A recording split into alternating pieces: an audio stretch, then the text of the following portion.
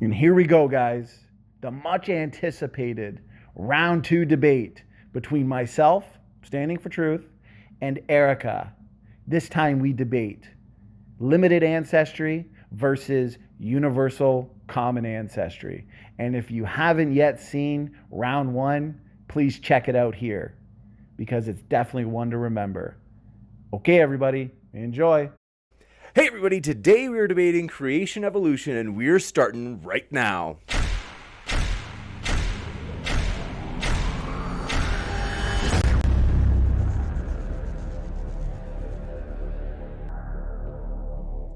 Ladies and gentlemen, thrilled to have you here for another epic debate, as today we have Erika and Standing for Truth joining us for round two. It's going to be an epic one, folks, and want to say if it's your first time here, consider hitting that subscribe button, as we've got a lot more debates coming up. In fact, you'll see at the bottom right of your screen, Endgame, the final chapter between Mark Drisdale and Kent Hovind will be this coming Tuesday. So our last debate between those two gentlemen, as it's always been fun to watch them, and so that's one you don't want to miss. You can set a reminder. So with that, want to let you know we are very thankful to have our guests here. In fact, not only that, but we're also giving a special thanks to Erika. She's a night owl, but nonetheless, it's impressive. She's over in London. Is it London right now, right? Yeah. You can see my change of scenery. I'm in my normal living quarters. This is my flat, so I've got all the decorations up. Anybody who's subscribed to my channel, this is a familiar scene. So got the whales right here. It's gonna be great. I'm ready. Epic, very exciting. So it's going to be a fun one tonight, folks. We are really looking forward to it. I want to let you know what we are going to do for format. I'm going to pull up on email because I'm trying to remember, unless one of you remembers. But yeah, we're doing 5 and 5 short intros and then open discussion. Yeah, Standing. Very good memory, Erika. Hey, that's what I do. Gotcha. Perfect. So it'll be, if I understand right, 5 rounds of 5 minutes. Is that what you're saying? I mean, I thought it was openers and then open discussion. Right. Yeah. No. It's gotcha. 5-minute introductions and then just open discussion and then Q&A, I'm guessing. Thanks so much. Appreciate it. Long day already. That's the fun way to do it, anyways. You That's betcha. what we're here for, James. Stoked for it. Thanks for that refresher. And want to let you know, folks, if you have any questions, fire them into the old live chat. I will pull those questions out of the live chat, and we'll ask as many as we can at the end of that open discussion section when we get into Q&A. If you want to do super chat, that's an option as well, in which case it'll push your question to the top of the list for the Q&A, and it allows you to make a comment toward one of the speakers. Of course, they'd get to respond to it, and we ask you to be your regular friendly selves for that. And so with that, very excited, folks. I am going to set the timer for 5 minutes. And my presumption, because usually it's just the habit, we always have the creation person go first. Standing for Truth, do you want to go first, or did you already decided that? Did you guys already decide together that Erika would go first? No. I don't think we didn't have a choice, but I don't care. Yeah, it doesn't matter to me. I mean, to be fair to Erika, she started first last time, so I don't mind starting first this time, but ultimately it's up to you. Yeah, sure. You can start. Yeah, I always start. You start. You bet. Only fair. Okay, let's timer set. Standing for Truth. Awesome. Well, thanks so much. Thanks so much for doing this, Erika. The first debate was a blast, so I'm really excited for this one. And James, as always, brother, thanks for setting it up. So before we get started, we all must realize that it's genetics. It's in our DNA where the question regarding ancestry is answered. Genes, traits, genetics is what's inherited sperm and egg. Sperm and egg don't pass on a fossil or a bone. They don't pass on geography or a rock. They pass on genetics and traits. And so if we want to find out the history of humanity, this is where we must look. We have clocks in our DNA, for example, that go back just 6,000 years to Adam and Eve. Let's discuss some reasons why, based on genetic data, the Bible's account of human history is true. When we focus on the variation, for example, in the Y chromosome in the world today, we see that Y chromosomes have very little variation. This indicates that we came from a common ancestor in the not so distant past. Interestingly, the Y chromosomes are geographically specific. There exists African Y chromosomes, British Y chromosomes, Chinese Y chromosomes. Why is this? This is because mutations have occurred in the lines after Babel, since God divided the nations based on their Y chromosome. The family lines are based on the male ancestry. These nations were divided across the planet. Is there good evidence for limited ancestry? Or does the evidence tell us that humans did not go back to Adam and Eve, but are actually related to apes, dogs, and banana plants? Well, the evidence for the existence of Adam and Eve and limited ancestry is you and me and the genetics of the people in the world today. The genetic structure in humans today speaks to us of a literal Adam and Eve. We have a small DNA compartment called the mitochondrial DNA that we only inherit from our mothers. Everybody on this planet got their mitochondrial DNA from a single woman, who is exactly what we would expect from a biblical Eve. She is quite literally the mother of us all. In a nutshell, we have nearly identical mitochondrial DNA, and the very few mutations that differ from Eve's sequence are exactly what would be expected if Eve arose just several thousands of years ago. As I briefly touched on earlier, the same thing goes for the male side. Science tells us that all men have similar Y chromosomes, which is passed down from their fathers. And all of male humanity traces back to a single man. This single male ancestor of humanity has all the qualities expected if the Bible were true. The main argument offered, though, by the evolutionist community, especially biologos, against a literal Adam and Eve and ultimately limited ancestry has to do with genetic diversity. They will say there exists no real scientific way for two people to generate all the genetic diversity we see in humans today. This main argument is easily refuted and actually reflects a poor understanding of even basic genetics. A man and a woman today could have thousands, even millions of children, and no two children would be 100% identical. This is because they are heterozygous. There exists built-in diversity in millions of sites within the genome of the average person. In the limited time that I have here, the best way I can explain it is if God created Adam and Eve to be heterozygous, which in fact would be optimal design, you could have as much human diversity and more than we have today in their first family. Time is not required for the diversity today because diversity can be designed and built into Adam and Eve.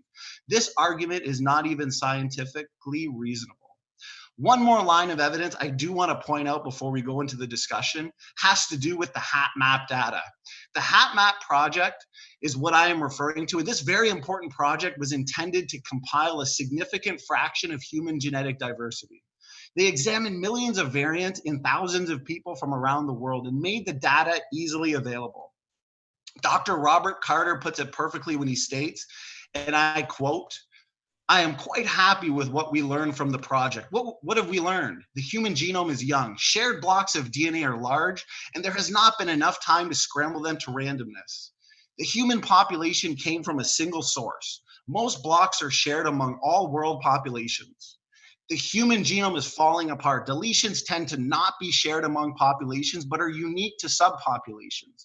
This is further evidence for the youth of the genome and that we came from a single source population in the recent past.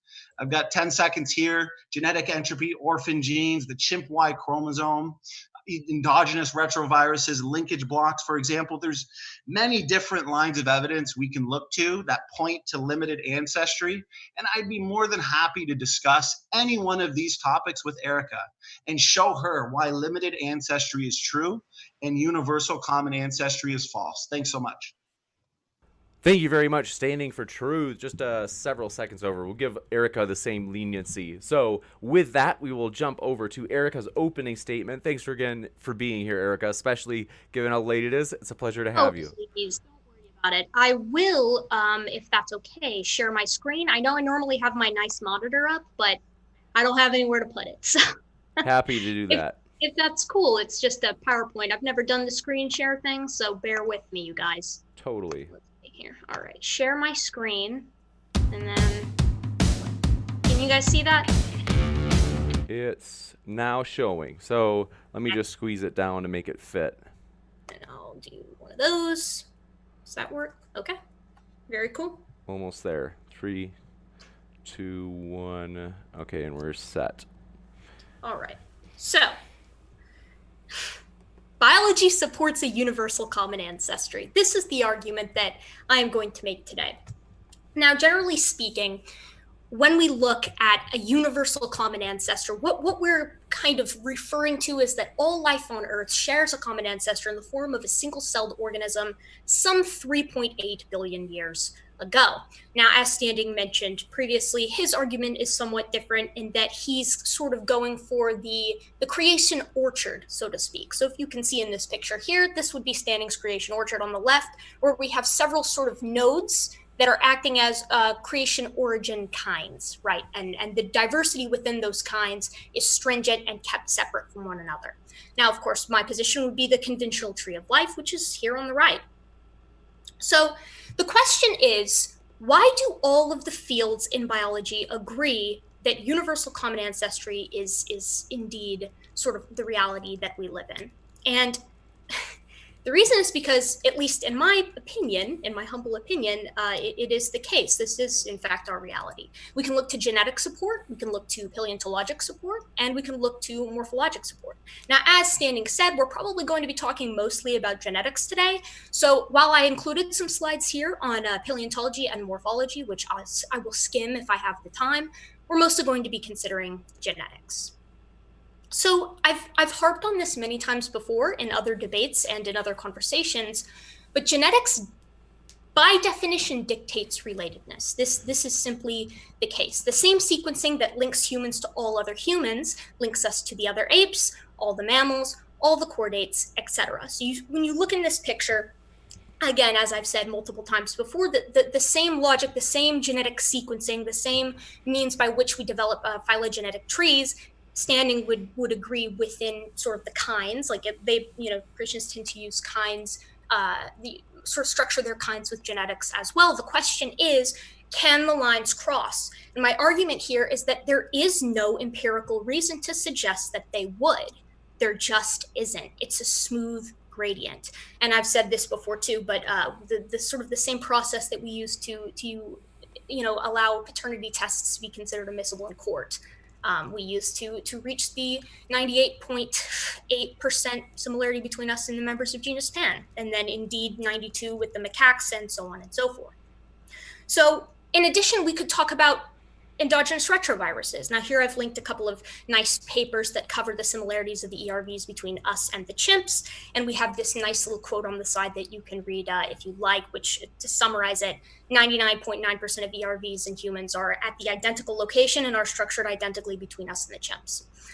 And even when we look at these specific ERV insertions, we find that the mutations that those ERVs experience in and of themselves are also identical, which means either we're dealing with a completely separate event for every single ERV in every single primate lineage, both within and without or outside of the human and the ape kind, and I'm the monkey kind, I'm not sure how Standing structures it, or we're dealing with a common ancestor.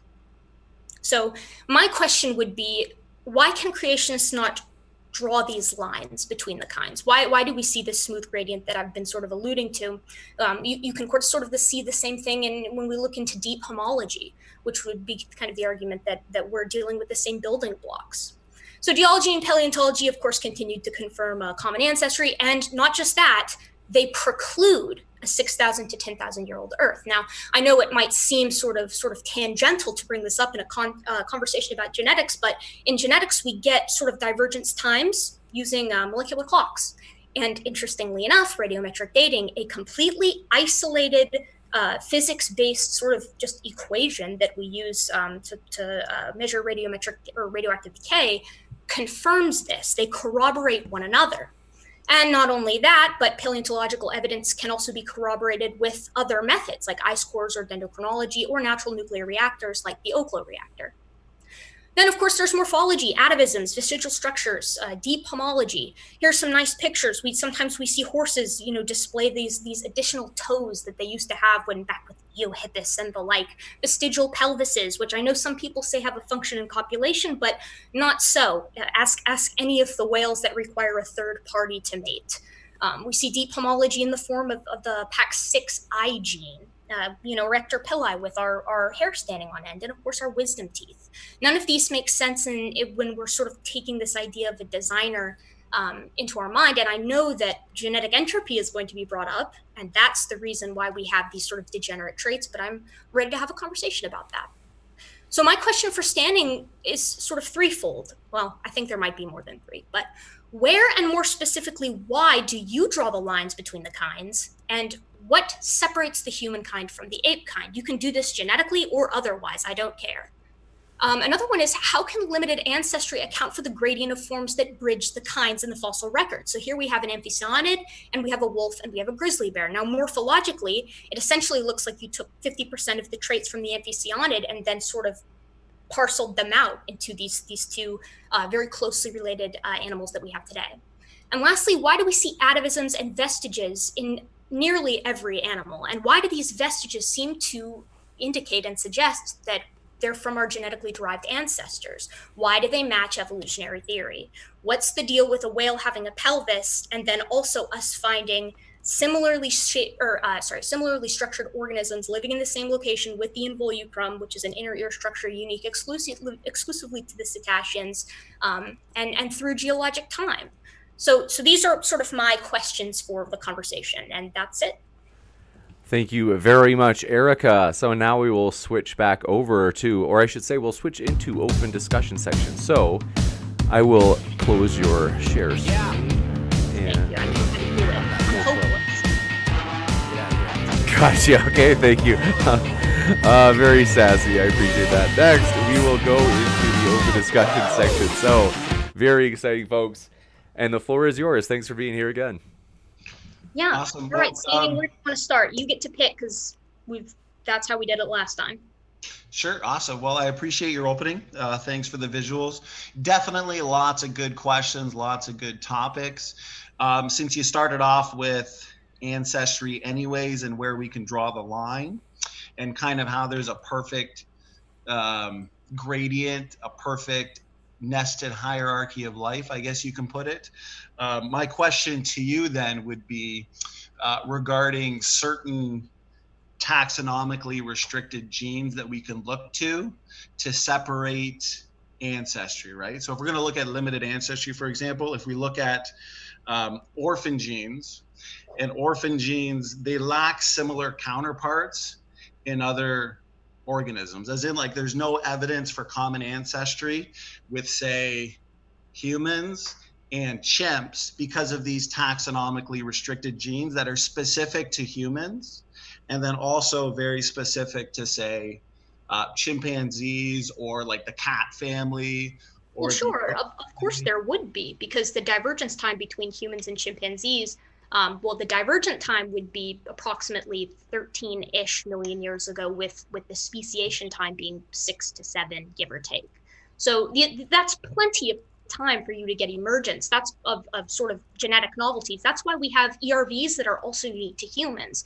But you can point to those, and the exception does not make the rule. You can't point to the exception and say, oh, look, there are, individual ERVs or orphan genes, et cetera. I don't know nearly as much about orphan genes as I do about ERVs.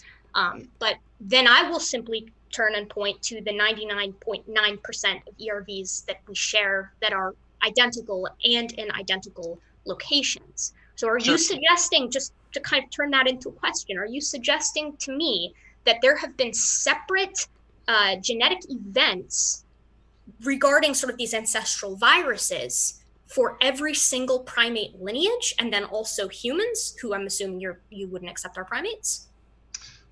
So good questions. I definitely want to talk about the endogenous retroviruses, but going back to the orphan genes first, as a counter to that, the orphan genes, for example, they're fully functional gene sequences, and what they do is they code for both a functional messenger RNA and a protein, okay?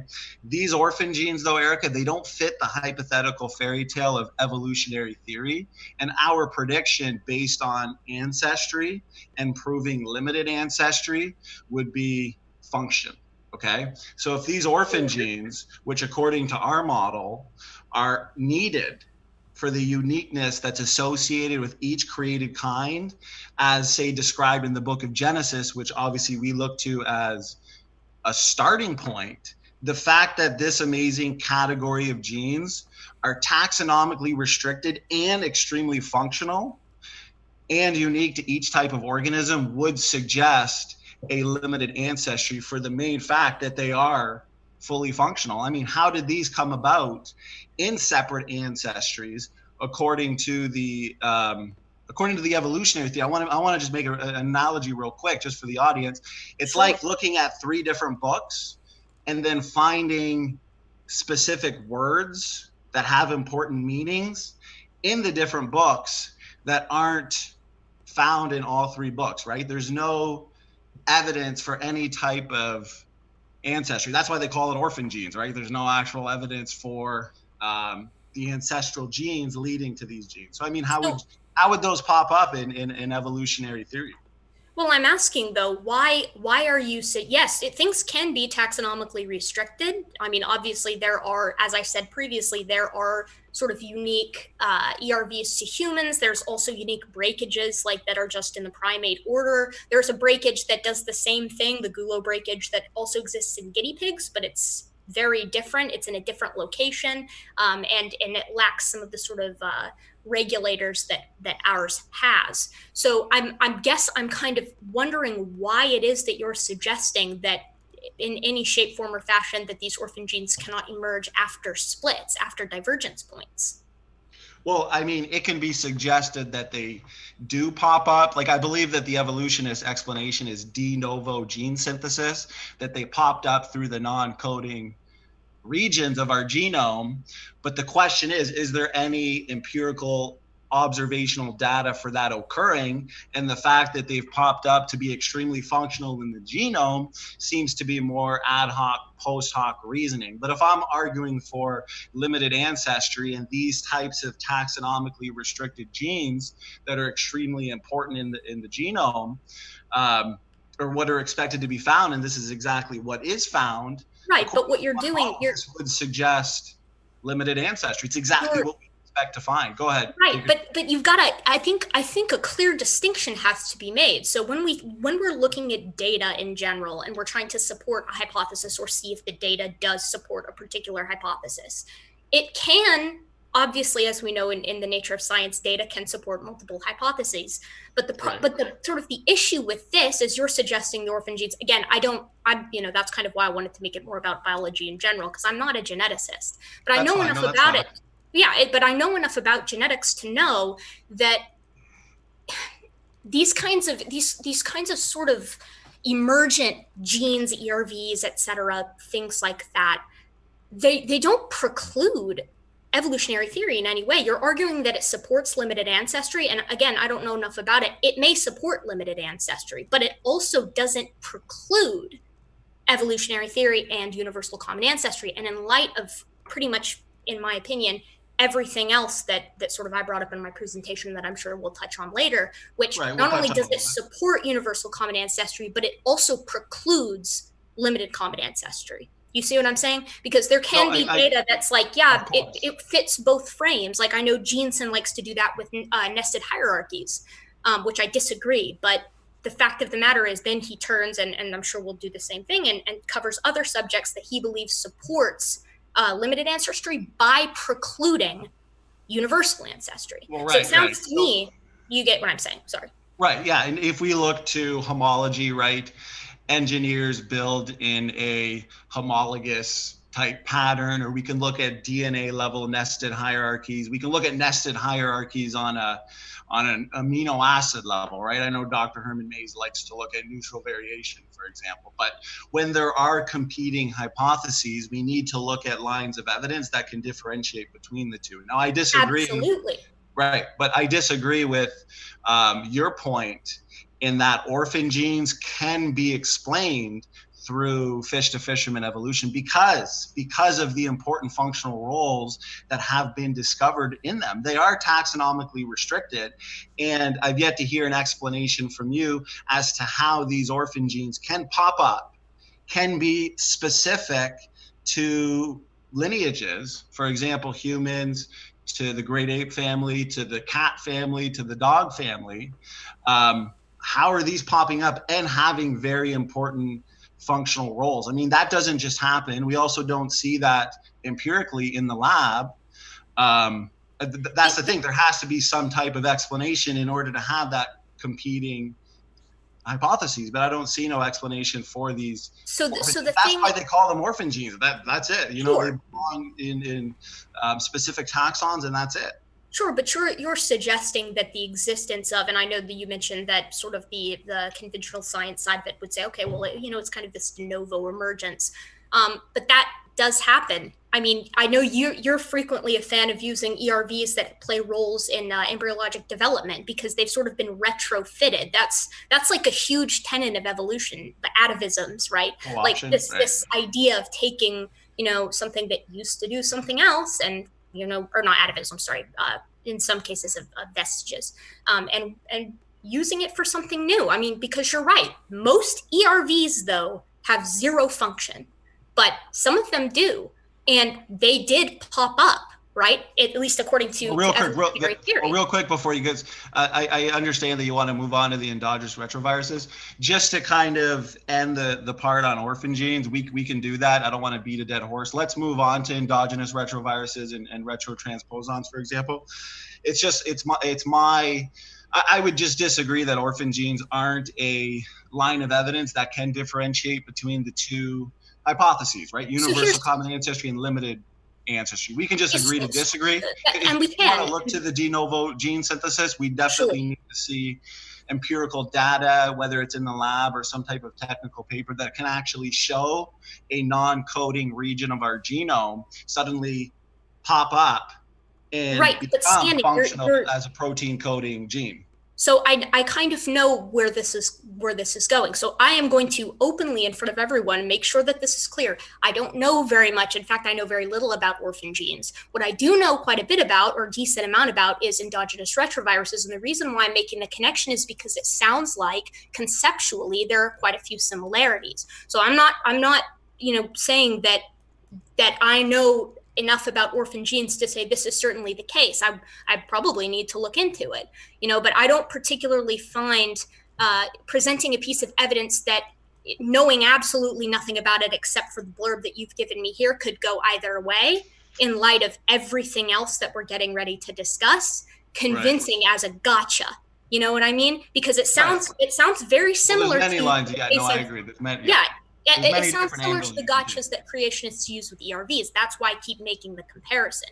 Not because I'm trying to dodge away, I don't want anybody to know I don't know very much about orphan genes. I don't. I'm not a geneticist, but that's the way the cookie crumbles sometimes. So I'm just saying I don't find that convincing. I mean, if there are, geneticists out there who are saying, yes, de novo orphan genes can happen, then the fact that we have de novo ERVs, emerging from ancient viruses and such things like this, and of course, new information through various mutations, I don't see a problem. It's completely in line with other conventional arguments that we're going to talk about. Right. If I could just jump in real quick, because I definitely want to jump into the ERVs and the retrotransposons, and I'll give an answer to that. Just on the orphan genes and in the, it's not necessarily just a gotcha type argument. I will go on record that the evolutionist community, they are somewhat baffled, and that is why they look to de novo gene synthesis. But to me, that's more of a circular argument, because the evolutionists know that orphan genes exist. Therefore, they need to hypothesize, why do they exist? So they resort to de novo gene synthesis. Well, why do they resort to de novo gene synthesis? Well, because orphan genes exist. So I'm just saying it's more of a circular based argument.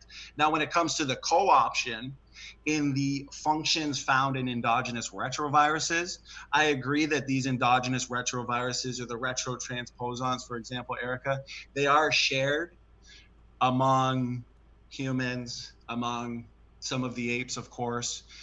You can find nested hierarchies in the placement and positions of the ERV. So I agree with that. But the question I think we need to ask ourselves, Erika, is what are these endogenous retroviruses? What are these retrotransposons? Are they actually the leftover remnants of viral infections in our DNA, like you're suggesting, right? Or are they say, created units of DNA function? Because for years, Erika, it has been assumed that they were the former, right? The leftover remnants of viral infections. And that is because, like you iterated in your opening, they bear strong similarities to actual viruses. And this predicts that these sequences are non-functional. And I know you look to co-option as an answer to the function, but this is a testable prediction based on the design model, and we are beginning to accumulate data. So what we do know at this point in time, Erika, is the trajectory of experimental results, and the trajectory points to increasing and surprising levels of function. So to me, it looks as if these are not remnants of viral infections, but actual functional DNA units. Now, Right. what's their So role in ancestry and in speciation? But this specific prediction, it does differ from creation and evolution expectations. Go ahead, take as much time as you need, Eric. sure. So I'm going to kind of respond to that in twofold. One, the I'm not kidding here. We do know of a lot of endogenous retroviruses. We're not completely in the dark about this, and I know of like a handful that actually do something. And so I'm kind of wondering where you're coming with this sort of concept of, oh well, the trajectory is we're going to find out that they have more function, and I think I know where you're going with it, and I think it has to do with the ENCODE project, because I've heard you speak sort of before on ENCODE, and for those of you out there who don't know, ENCODE was a sort of group that did quite a bit of genetic work on discovering the functionality of the human genome, and they came out with this quite large number, 80%. They came out to say the human genome was functional. Now, their definition of that sounds impressive until you actually read Well, the work. Erika, I don't want to interrupt, but I feel like ENCODE in general is. I just feel like ENCODE at this point is kind of a rabbit trail, because we're specifically on the endogenous retroviruses. Sure, but you'll see the point I'm going to make. It's relevant. Okay. Because I actually watched your discussion with your series of discussions with CRISPR earlier today. And you mentioned several times this concept of, oh, well, the trajectory seems like we're going to find a lot of functions. But so I thought to myself, okay, well, time to look into that. Let's see, because I know CRISPR was saying, no, absolutely not. The vast majority of people in the field are saying, similar to ERVs, no, it's not looking like we're going to find more function, because every time they investigate, they find a function for something new. It makes up a smaller and smaller and smaller proportion of the genome. And there was a paper that came out in 2017, very recently, that put an upper cap and very unlikely upper cap of 25% of functionality, with a likely range of 10 to 12%. So that's the most recent literature on that, and it doesn't follow the trajectory that you were mentioning. So I don't think that you can say, because you find functions in one ERV, or you find a little bit of function in say, an intron or whatever, you can't just say the trajectory seems like we're going to find more and more, and then eventually we find out all ERVs are functional, or all of the human genome is functional. That's all I had to say. That was the connection. Oh, awesome. And I appreciate that response and those points as well. And I did enjoy my discussions with CRISPR, and would definitely recommend anybody watch them. But you say that like just one endogenous retrovirus, for example, was found to be functional. Oh, that's hyperbolic. I'm sure it's more than one, but continue. Okay, okay. No problem. Even in the ERVs, though, it's not just low levels of function, and that's the problem that the evolutionist faces, because the ERVs, they actually have crucial functions, Erika. For one, they help regulate genes. So they're not just functional in the embryo. They help regulate genes and even determine cell types. So I know that you're claiming that they were co-opted, but I would just say that that's mere uninformative gloss, because I would have to see empirical evidence, whether it's in the lab or some type of technical paper, that actually shows us a non-functional endogenous retrovirus going from non-functional to extremely functional in determining cell types or regulating genes. Before I continue, actually, would you be able to present something like that? Hold on. What I want to talk about is your request there. You're saying, okay, well, I want to see. I'm not saying you have to present it right now, but does something like that exist, where it has been observed empirically that a non-functional endogenous retrovirus went from non-functional to a functional DNA element important in the embryo, important in regulating genes, important in determining cell types? I mean, could you present that to us I at mean, some I point would in I time? would say you've already done so, because we have what I mentioned earlier, right? Is that we have several, and what you agreed to is that we have, you know, so many non-functional ERVs, you can't hardly list them out on a piece of paper. And then we proceed to talk about a functional ERV. So I think Well, sort right. of the burden of proof is on you to find function for them. If the vast majority is non-functional and you're making the claim that functions do exist for all, or at least the vast majority, the burden of proof is on you to show that they have function, not on me to, because we have point A and point B, Well, right? real quick, This is this would be because you like brought up a finding. few. Okay, Well, okay. real quick, I don't want to, because you brought up some things about encode. I was kind of just clarifying with you, and I want to kind of touch on everything, because it's not just one or two ERVs that are being found. I mean, there's accumulating paper after paper. I mean, I've got papers here from 2019 that are now showing these ERVs. They frequently act to distribute regulatory information and thus confer genes with new patterns of expression and function. The Standing, transposable I elements, don't for doubt it. I don't doubt that there are tons of ERVs that have functions. there's The no problem is, exact. and I checked today, the vast majority of ERVs are functionless. And Have so they because that, functionally have they functionally tested the vast majority of endogenous retroviruses though? Because I no, real quick, evolutionists assume, and you admitted it earlier, that the vast majority of our genome is based on genomic fossils, evolutionary leftovers, but far from being junk DNA, the pervasive retrotransposons or the endogenous retroviruses, for example, that populate our genome, they have a powerful capacity to influence genes and even chromatin. I mean, the functions are endless. I can go on yes, and on. Even the some of them pseudogenes. do. We're The way finding. Well, the way I'm saying that your argument about co-option and suddenly the burden of proof is on me is more of a circular argument, just like with the orphan genes and de novo gene synthesis. So you're it's not. seeing that real quick, I'm almost done. You're seeing that these endogenous retroviruses are playing very important functional roles in our genetics. So instead of actually giving us and providing us empirical evidence for the co-option of these endogenous retroviruses, you're just assuming that they've been co-opted because it doesn't fit the evolutionary theory, but it hasn't actually been demonstrated. And I'm saying that the trajectory of discovery does favor genome-wide functionality because No, every single month, more and more papers come out suggesting more and more function. That's no, why. you're okay. First, I'm going to make a quick analogy. If I come out and I say horses are the most important mode of travel, that's just what they are. And you say, well, no, that can't be so. And I say, yeah, look at the Amish. They can't get around without horses. And then you say, well, no, because mostly people get around in cars. And then I say, no, it's really, really important in this one particular case that the Amish use horses. Right, but Are it's you not getting just one what I'm particular saying? These case. functional ERVs have indeed been co-opted, and the way that we know that they've been co-opted, other than the fact that they look very much like ancient viruses just in structure when we look at them genomically, is the fact that the vast majority don't do anything. And when you say things like, well, the trajectory looks like, that's a very vague statement, because the fact of the matter is your talk with CRISPR was what, at least a year ago? And I Right. checked today and they capped it right where he said they were going to cap it. He said upper limit, I think he might have said 20%. So he was a little off. He said upper limit, no more than 20%.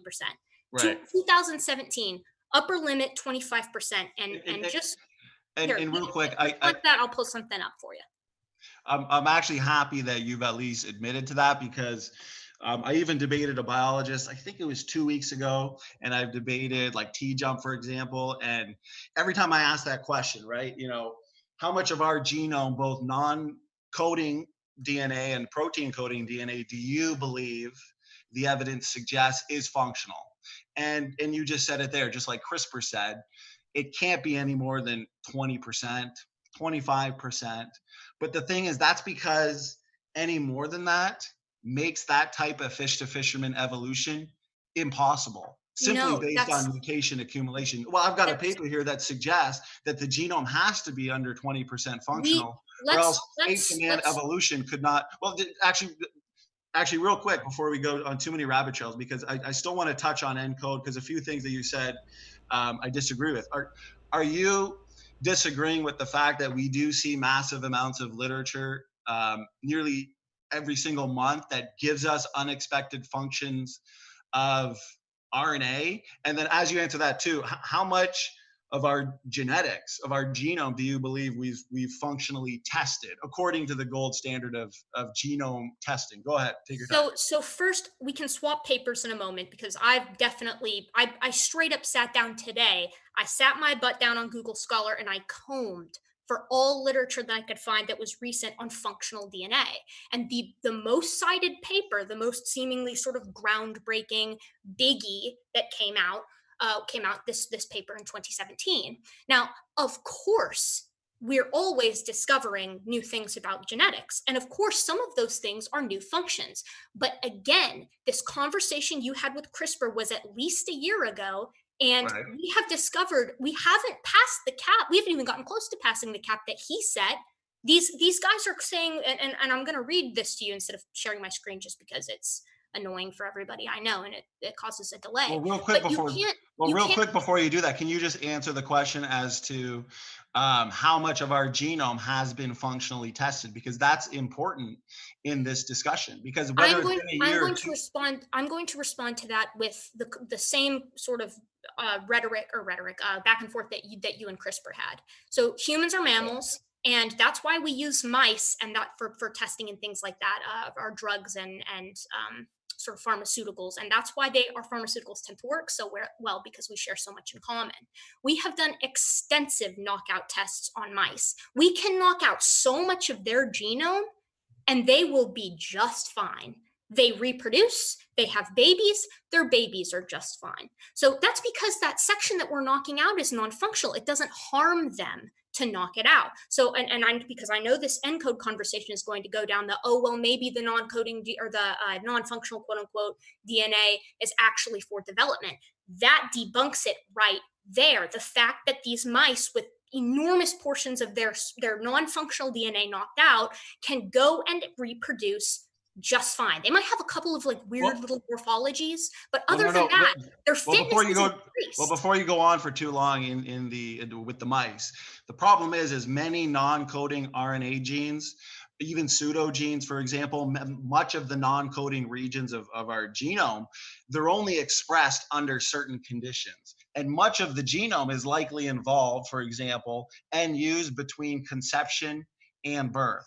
And the fact that many of these non-coding sections of our genome are only expressed under certain conditions, you'd need almost unlimited sensitivity in these genetic knockout tests being done on mice to conclude with any type of certainty that those genes being knocked out really are non-functional. Because if these genes are being turned on and off, let's say after the developmental stage, or just based on environmental conditions during the life of the mice, especially because these mice, the genes are being knocked out in the laboratory.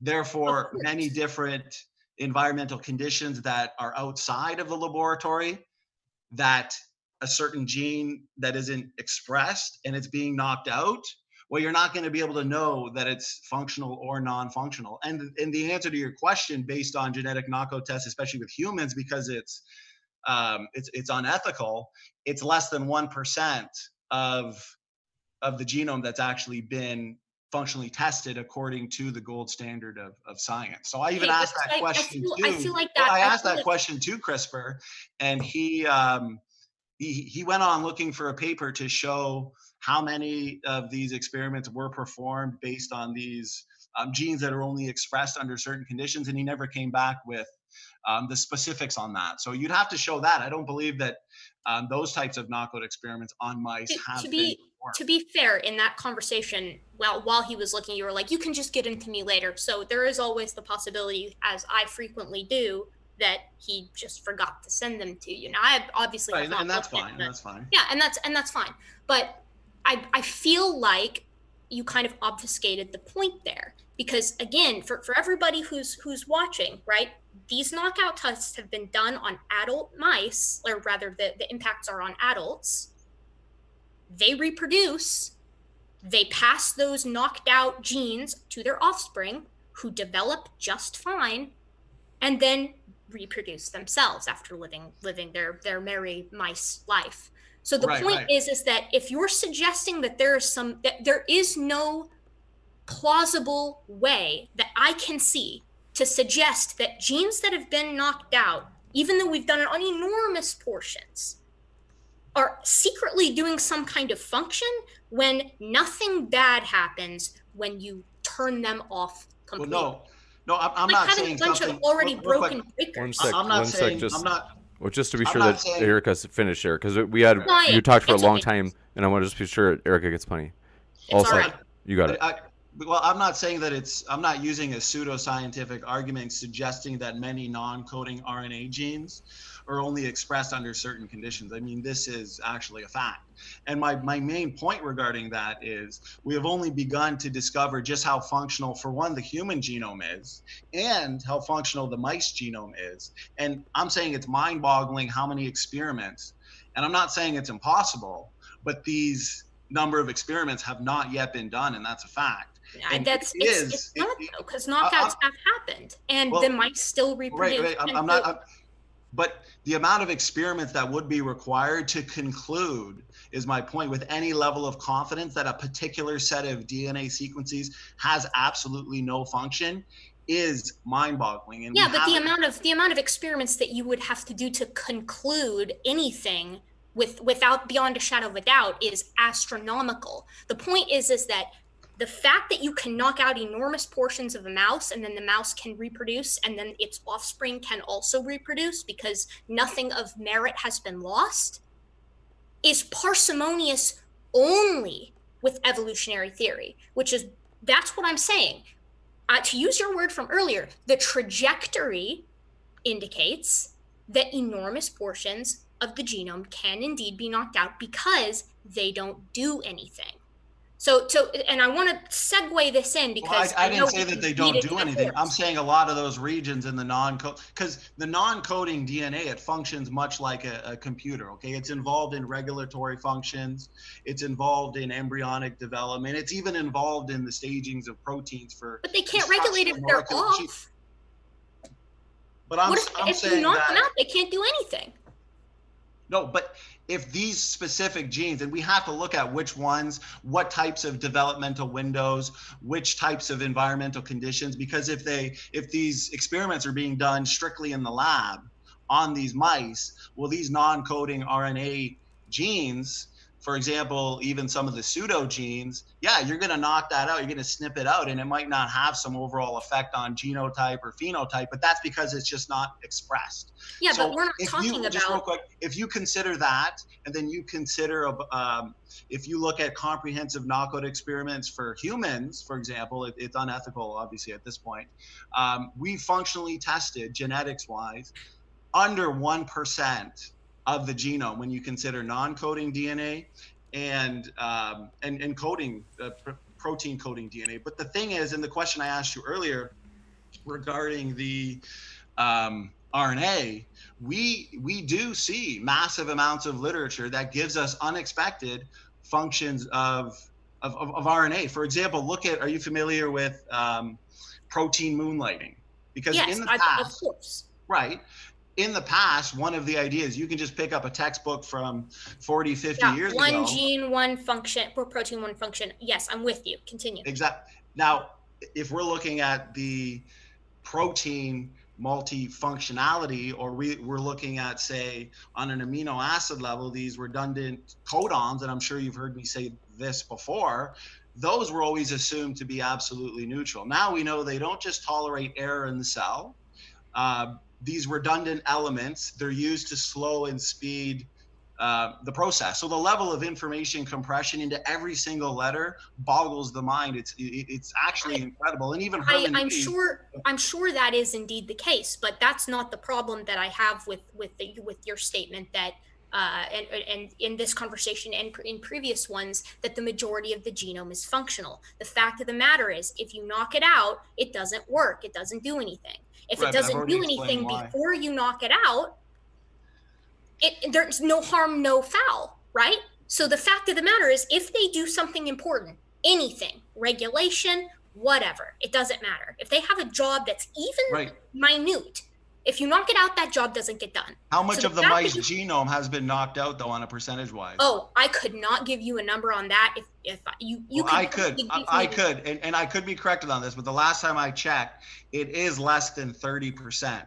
So based on the fact that these tests are being done in the lab, based on the fact that less than 30% of the mice genome has been knocked out, and the fact that, as I've said both 3 or 4 times, many non-coding RNA genes are only expressed under certain conditions, less than 1% of the mice genome, the human genome, mammals in general, has been tested for genome functionality. And all you have to look at, like I talked about earlier, you just have to look at the history of genetics. Like you said, back in the 40s, 1 gene, 1 protein, 1 function. I've said that multiple times. You can see how many things have been changed. So yeah, I agree that the results from the ENCODE project, Erika, I do agree that based on their suggestion that at least 80% of the genome is functional biochemically, right? Because it's showing that the non-coding DNA is transcribed into RNA. Those are preliminary. I agree with that, but I'm saying the trajectory is clear based on genome testing, based on the history of genetics, that the trajectory does suggest most non-coding DNA in the human genome is functional. At least it serves in a regulatory capacity. I mean, do you actually stand by a genome of only 20% max functionality? Here's the thing, Standing. I go by current literature. And what I try to do when I don't know something about a topic is I check the most recent literature, I see how many times it's been cited, and I see who's on the paper and investigate their background. Because that's, it's just like what they teach you. It's appropriate sourcing. And I'm going to read you this excerpt. It's quite short, from this 2017 paper, which was New Limits to Functional Portion of Human Genome Reported. An evolutionary biologist at the University of Houston has published new calculations that indicate no more than 25% of the human genome is functional. This is a stark contrast to the suggestions made by the scientist with the ENCODE project that as much as 80% of the genome was indeed functional. They took a deceptively simple approach, basically, to sort of sussing this out by looking at deleterious mutation rates and replacement fertility rate, which is quite odd, and I wouldn't have thought to do it, but I'm also not a geneticist, and that's not really my world. But this is the quote that I think is important. This is from the paper. It's Grauer et al. If you want to look it up. I've got that in front of me. Or I can send it to you, yeah, too. I have it in front of me. Oh, good. Okay. For 80% of the human genome to be functional, each couple in the world would have to beget an average of 15 children, and all but 2 would have to die or fail to reproduce, he wrote. If we use the upper bound for the deleterious mutation rate, which is at 2 × 10⁸ mutations per nucleotide per generation, then the number of children that each couple would have to maintain a constant population size would exceed the number of stars in the visible universe by 10 orders of magnitude. So this is the most recent literature. Not only does it say, yeah, probably no more than 25%, they're saying it's impossible. So that is evidence that precludes, it's just using math, deleterious mutations and reproductive rates, replacement rates and things like that. And it directly precludes what you just said about trajectory. Because like you said, these papers come out every day. And every time the new DNA that they find that's functional, the new portion of the genome, gets smaller and smaller and smaller. They might say, oh, wow, we found out that 0.15% of this, given portion is functional. Add it to the list. But it's sort of exponential. There's not that much more to kind of sort of complete what we know, at least about the proportion of what is and what isn't functional. I encourage you to read the paper because I'm not a genetics person, but I found it quite easy to understand. And the math is pretty straightforward. Right. So I appreciate that response. So in that paper, what Gore says, he says that human evolution would be very problematic if the genome was 10% functional, but would be completely impossible if 25% or more was functional. So what he's demonstrating here is what results from an evolutionary mindset, because he knows, based on the possible functionality of the genome, if we look at mutations, if we look at what's inherited, mutation accumulation in general, it would make that type of ape to man evolution impossible, because of the fact that if you have a genome that is, say, 50% functional, 60% functional, well, that means these so-called neutral mutations that supposedly build up with no real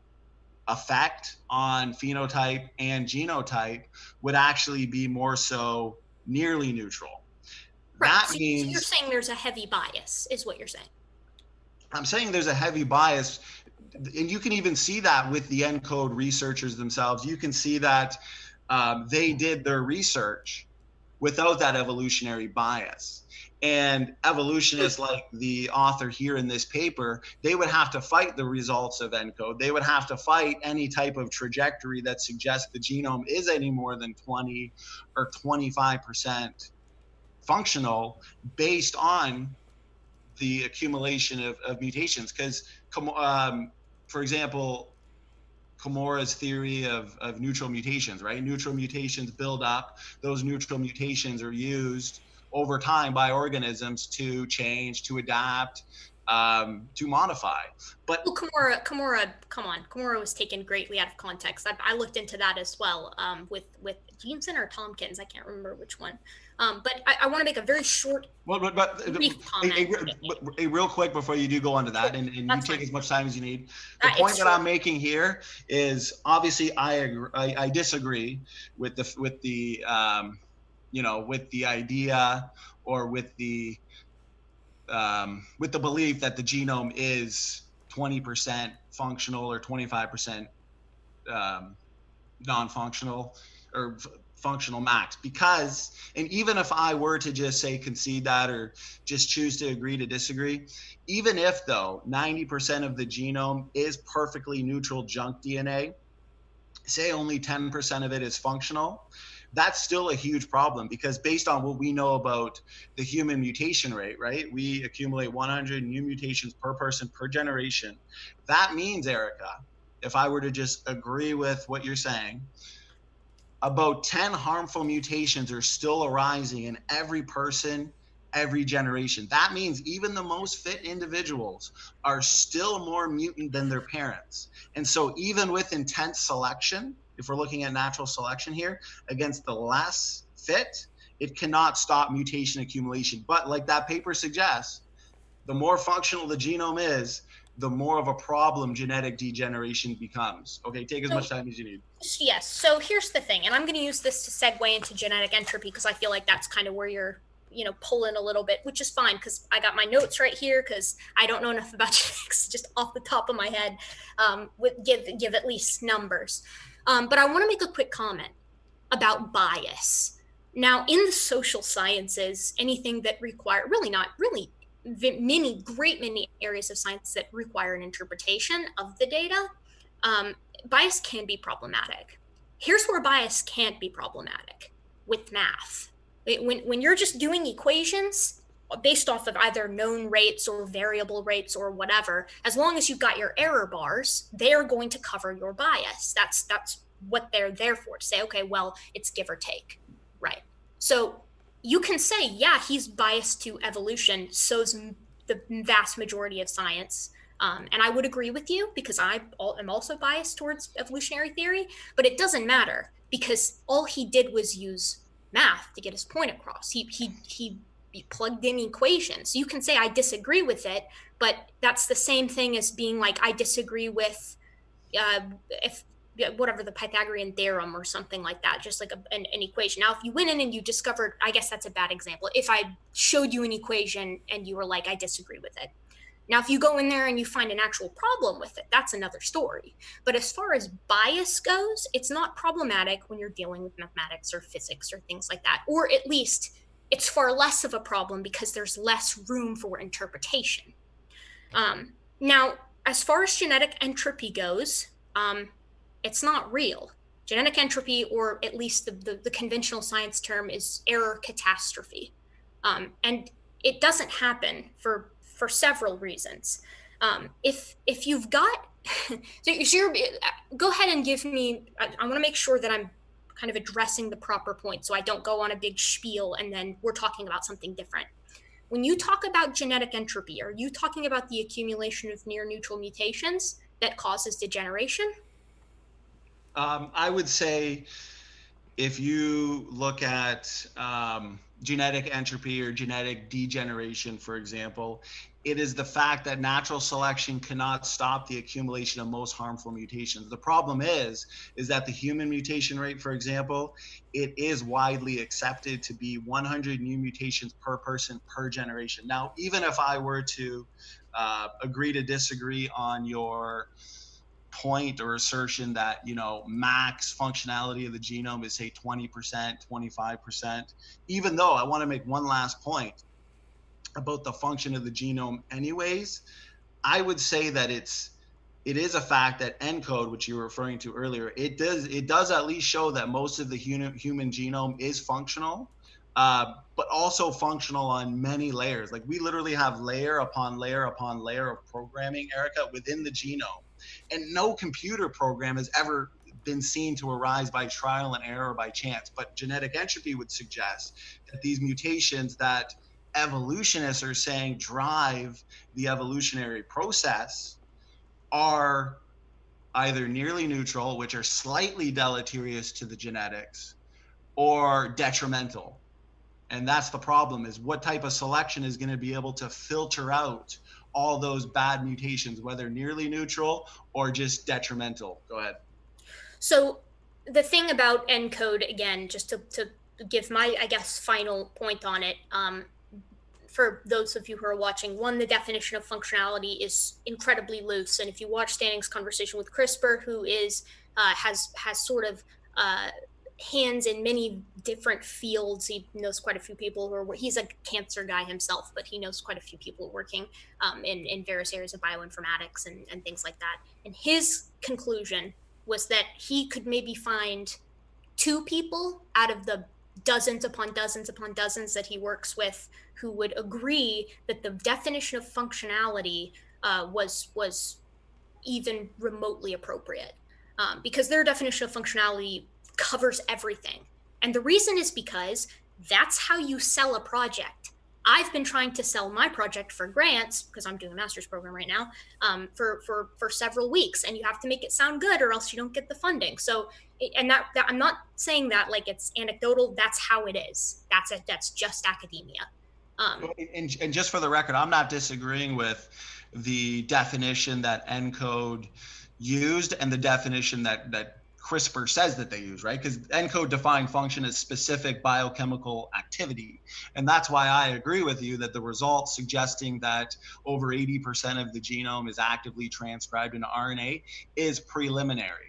That's why we've made a prediction as creationists that based on further genetic testing, knockout tests, for example, or testing mice under various types of environmental conditions where these non-coding RNA genes can be expressed in various ways is functional. That's our future prediction. And I think yes, of course. And my answer to that would be ENCODE has already been busted by this 2017 paper. And I think there was another one in 2016, maybe, but I picked the most recent one because that good practice, I suppose. Do you know how many, I think this is an important question before you move on. Do you know how many cell types ENCODE tested? Oh, no, I don't. Well, here's the problem. Here's the problem. So based on what ENCODE discovered regarding the function of our DNA, I understand that they defined it as specific biochemical activity. We have more than 1,000, and I'm sure you already know this, we have more than 1,000 cell types. So I'm saying, and I'm saying this to you in the audience and to James, the moderator, I'm saying that more function is going to be discovered in the future. Because if you're testing only 200 cell types and we have over 1,000 cell types in our genetics, I think it's just based on an evolutionary bias to say that max functionality of our genome is 20 or 25%. And I know that the reason why he concluded that in the paper is based on mutation accumulation. Because if it's any more than that, mutation accumulation makes ape to man evolution impossible. That's a fact. The problem though is that I don't know excuse me, I'm not sure for certain where you're getting your mutation rates from.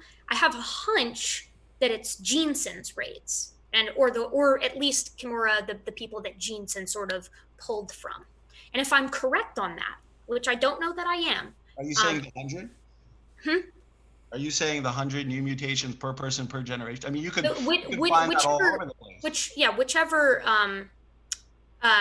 mitochondrial rate, mutation rate, and nuclear mutation rate that he uses to make the case in replacing Darwin. Am I correct on that or no? No, well, right now, I mean, if you want to get into replacing Darwin and the created heterozygosity hypothesis and mitochondrial DNA mutation rates and stuff, I mean, that's a totally different topic than all I'm asking is it the same mutation rate that GeneSense uses that you're using to say it over 25%, or not over 25%, that the deleterious mutation buildup would make ape to man evolution impossible?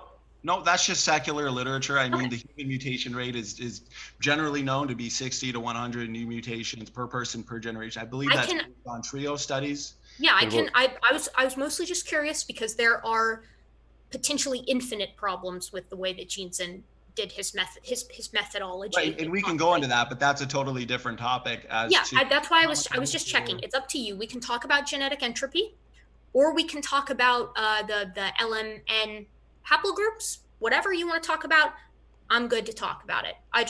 My closing thoughts are, I think that you got to look to the current literature, and I think that it was handily proven exclusively with math that there is a 25% cap. We are coming. Hold on one sec. We are coming to the closing of the open discussion pretty quick here. So let's see. We had standing start, and so if you want to do one quick rebuttal, hold on one second. Discussion-wise, it's been about 50 minutes.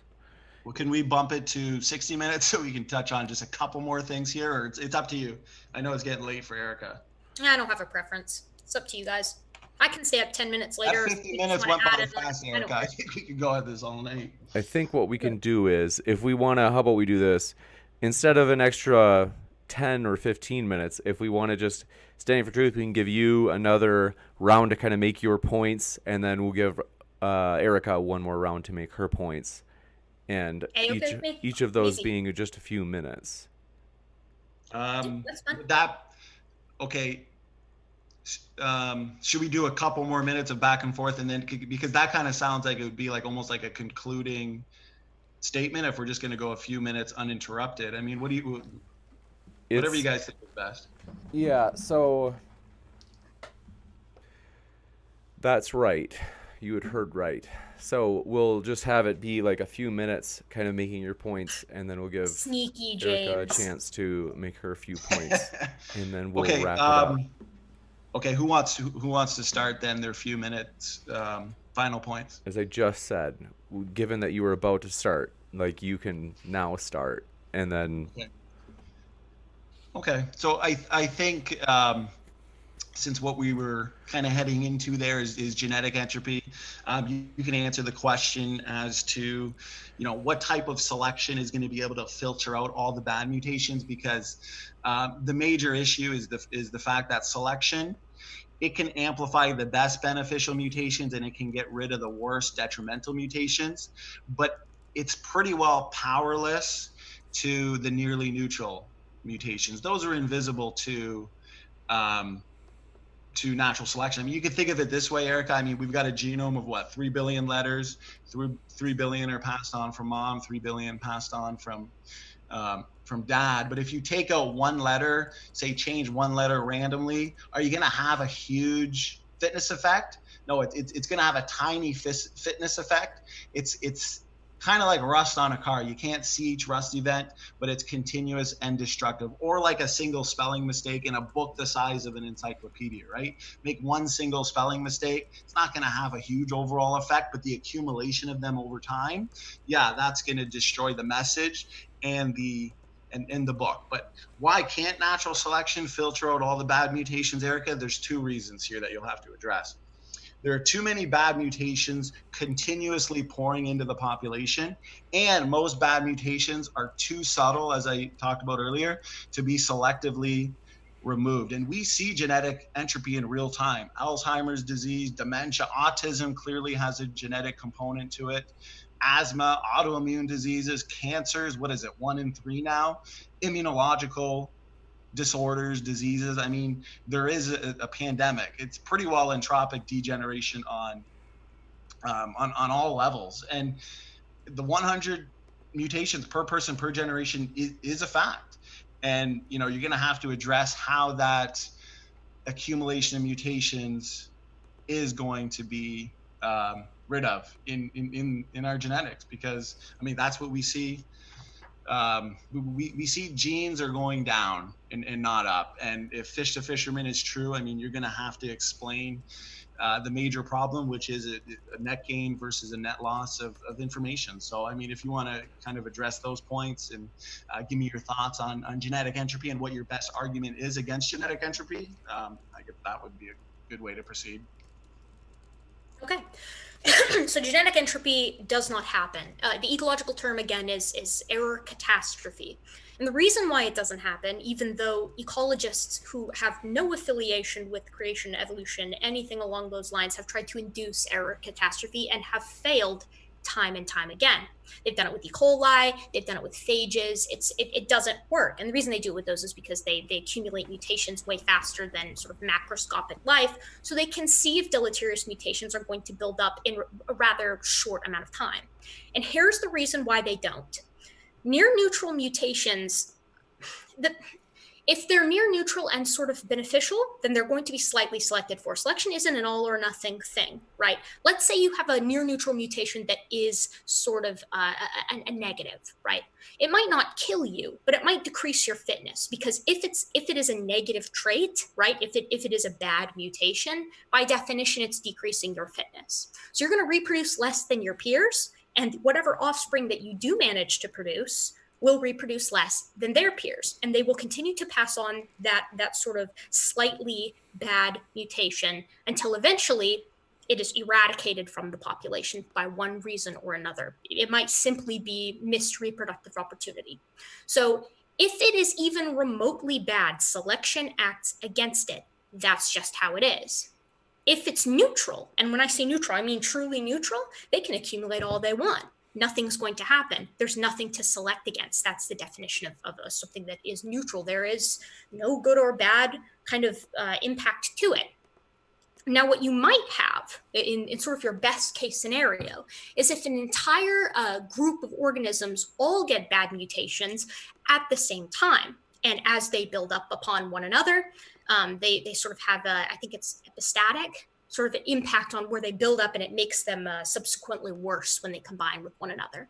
But the problem with that is the definition of genetic entropy and of error catastrophe means that it has to accumulate across generations. Regardless of whether it's epistatic or not, the negative mutation will hit the second, and negative selection against sort of this trait will happen the second fitness is reduced. One way or another, that's happening in one generation. So there is no plausible way to suggest that error catastrophe or genetic entropy can occur, because it is the accumulation of bad mutations across generations that eventually harm fitness. We don't see that. Ecologists have tried understanding error catastrophe, because cancers and things like that aren't error catastrophe. They're similar in ways, but again, it's not cross-generational.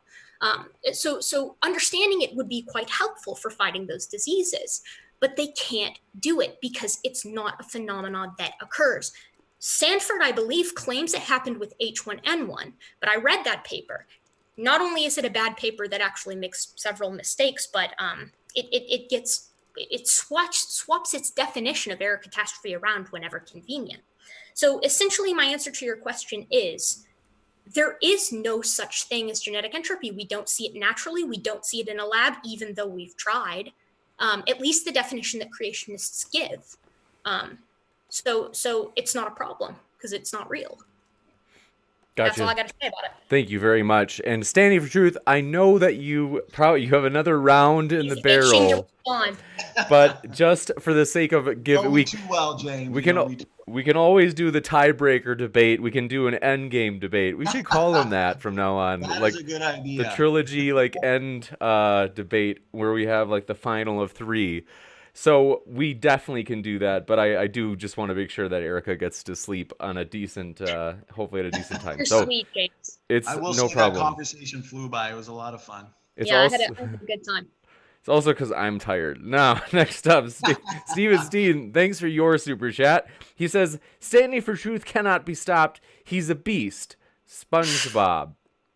You have a fan out there. That is far too sweet of Steven to say. I obviously paid him to say that before the debate. If you could read a couple more super chats, I'm running upstairs for literally 30 seconds, James. Deal. Steven Steen, that sicko, also says, James is the new Adam sent from God to fix us soy boys' flawed genes and restart the human race without flaw or weak jaws. Listen, James, I have heard you are an alpha Chad. I've heard that from other people. That's hilarious. An alpha Chad. I had never heard that before, but I like that. We'll call Steven Alpha Chad from now on. Let's see. Bent Hovend. No relation, it says in the name. Says Erika and Dapper Dino should debate standing for truth and Kent Hovend at the same time. I'd be down for that. That would be epic. Fun. Could be fun. We actually, I forgot to mention. So we do actually, it's coming up quick. We do have, as you see in the bottom right, Kent Hovend will be returning. We got off on the wrong foot one day, and I will take responsibility for it. And long story short, for a while, it looks like we weren't going to have Kent Hovend on anymore. But Mark Drisdale convinced him. So you see Mark in the picture there. He, on the left side, he looks kind of like an action hero star, the bald head and the goatee. He has convinced Hovend to come back on. So that will be a good one. But you don't want to get on Kent's bad side. He'll ban you from Dinosaur Adventureland. That's true. So it's also Genesis and Cosmology. A discussion will be going on this coming Monday with Skydive Phil, popular YouTuber, really, really pleasant guy, and also Dr. Jeff Zwierink. So that's going to be a really fun one. That's one that we've had planned on 2 different dates because I don't know what was wrong with me. It's the first time I had ever wondered, like, oh my gosh, really wondered. Is there something wrong with me? Like, because I really thought, so they contacted me, they called me, they're like, James, it's not today. And I was like, oh no, you're right. So long story short, glad you're back standing for truth. I could hear You've only wondered that once. I wonder that every day. Yes. About myself. Well, thank you. I appreciate that. And standing for truth, I think I could hear you cackling in the back. You must be back. I'm back, my friend. Gotcha. Thanks so much. So wanted to make myself known. You betcha. Let's see. Michael Dresden with his normal trollish super chat says, I'll save you all the time. Evolution is a myth. You can respond to that, Erika, or you can not dignify it and ignore it. I'll respond. You're wrong. Gotcha. Yeah. It's short and pithy. I like it. Speed of sound of gravity. Who says, by the way, he said that he or she said, standing for truth, you are afraid to debate them. So they said, standing for truth, buck, buck, buguck. Buck, bagok. Like, you know. Okay, yeah, Speed of Sound sends his regards standing. He says he wants a rematch, so. Okay, so, and that's funny, Erika mentions that. So I've had 2 debates with Speed of Sound. So definitely over 2 hours, maybe 2.5 hours of dialogue. We debated the same topic that Erika and I just debated, and a topic specific to chromosome 2 fusion. So I recommend anybody go look at those debates. I suspect he only wants another debate because of something called damage control. He knows he lost, but you know what, Mike? Maybe one day. I'm going after the big dogs now, though. Gotcha. Very sassy. That's what they call me. That's right. Jay Shy, thanks for your super chat, said, what if there were people outside the garden whom evolved, then mated with Adam's descendants, still making Adam and Eve our genealogical ancestor? Cain hints to other people who might kill him. So, standing for truth. Right. Well, I would say that we don't even need to go that far because the Bible tells us we came from just two people, Adam and Eve, of course. And if you just look at my opening, I went over the fact that we've got these pieces of DNA, for example, the Y chromosome DNA, the Y chromosome we only get from our fathers.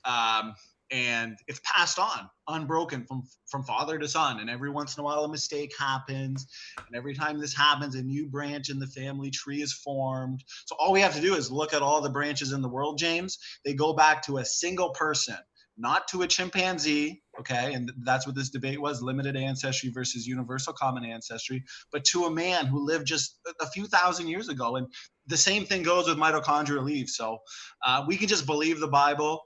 And when we start with the Bible, as it's just plainly understood, we can make accurate predictions and retrodictions. Gotcha. Thank you very James, much. if I can make a recommendation for some reading for that individual, they should check out John Walton's series, because he actually subscribes precisely to that, what the question asker was talking about, sort of like a theistic evolution type thing. I've read some of his work. He's an academic. He seriously knows what he's talking about. I'd give it a look. It's pretty interesting stuff. Gotcha. Thanks so much. And next up, Stupid Whore Energy, as she likes to call herself. Very sick. She says, I haven't heard from her in a while. That's right. She says, new genes can arise from non-coding sequences. That's why orphans are not a problem. Right. So it's just as I iterated earlier. It's called de novo gene synthesis. And I don't want to beat a dead horse, but just go back and watch the discussion. It is a circular based argument. It's never been observed that these non-functional, non-coding DNA regions are suddenly co-opted to have an important functional role. But orphan genes in general, they are taxonomically restricted. They are functional, and they do suggest, along with many other lines of evidence, that limited ancestry is true, because there's so many lines of evidence that the evolutionists have a major problem explaining, other than weak rescue devices, in my opinion. Gotcha. Very sassy. Go ahead. As a question sort of for standing, what do you make of all the astrological phenomena that we draw ties to despite never having actually laid eyes on them in person, like black hole physics or supernova or novae, I guess, neutron stars, things like that? We just get data, we just get readings, and we formulate entire hypotheses about them that then are confirmed by other data that we receive. So you don't have to be a direct observer of something to know that it happened. You can see the aftermath and get the same idea.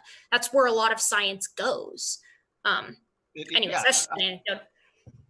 I agree. I mean, you can have all types of hypotheses, but those hypotheses have to have supporting evidence. The evidence has to be demonstrable. It has to be empirical. So some of the things you just mentioned are demonstrable, and the inferences that are made are based on really tight scientific based evidence. But when it comes to like the Y chromosome dissimilarity between chimps and humans, we didn't get to talk about that. And I researched that this time, and I was ready for that. We didn't get to talk about it. Dang. Well, remember, we didn't get to talk about a lot of stuff. Well, remember, round 3, Endgame, Avengers style.